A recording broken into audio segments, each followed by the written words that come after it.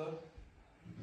Kızım Horazm jamoalari o'rtasidagi uchrashuvdan keyingi matbuot anjumanining ikkinchi qismini Qizilqum jamoasi bosh murabbiysi Nikola Nazarovich bilan davom ettiramiz. Mr. Coach, ваш комментарий о сегодняшнем дне. Прежде всего хочу поздравить вас всех и народ Узбекистана за праздник сегодня. Курбан Байрам. И, конечно, хочу поздравить сборную Узбекистана за выходом на чемпионат мира. Думаю, это очень большой результат и за страну, и за футбол здесь, и за развитие футбола и так дальше. И с начала года один раз играли уже товарищную игру с командой Хорезмя. Сразу сказал, что команда Хорезма серьезная команда и серьезно, уже 10 тура серьезно двигается.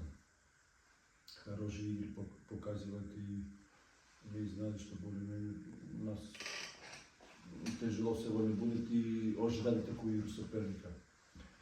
То, что мы попробовали первый тайм, мы хотели, как се скажет, через некоторый прессинг во второй зону, то есть в зоне обороны, во второй зону, можно позволить очень много контрол на соперника, но просто не получилось. Не получилось из некоторых вещей, которые мы не поняли у некоторых моментов. То есть, да, некоторые моменты.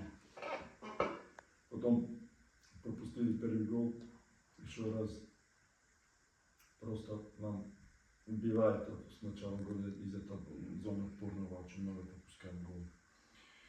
До сих пор это идет. Не знаю, посмотрим, что еще, как дальше будем это решать, этот вопрос. Говорим, постоянно говорим, обсуждаем, анализы делаем, но, к сожалению, просто очень много из этой опорной зоны соперники нам забивают. Уже 22 гола пропущено, тоже неудобно, скажем, неудобно. И уже более-менее контрол мяча в первый тайм пустили после этого гола, да, пустили этой команды Хорезма. Второй гол я и не увидел хороший, как пропустили там, потом на анализу будем делать все. Знали, что второй тайм нам будет тяжело, вопроса нету, знали, что против такой команды надо гонять результат. Думаю, что второй тайм ребята хорошо показали игру. Уже видно было, что хотели что-то изменить. И, по-моему, мы променили тоже схему прессинга на соперника. И думаю, что более-менее это получилось. Просто, я думаю, что не хватило. Это финальная передача, которую мы делали и готовились на тренировках.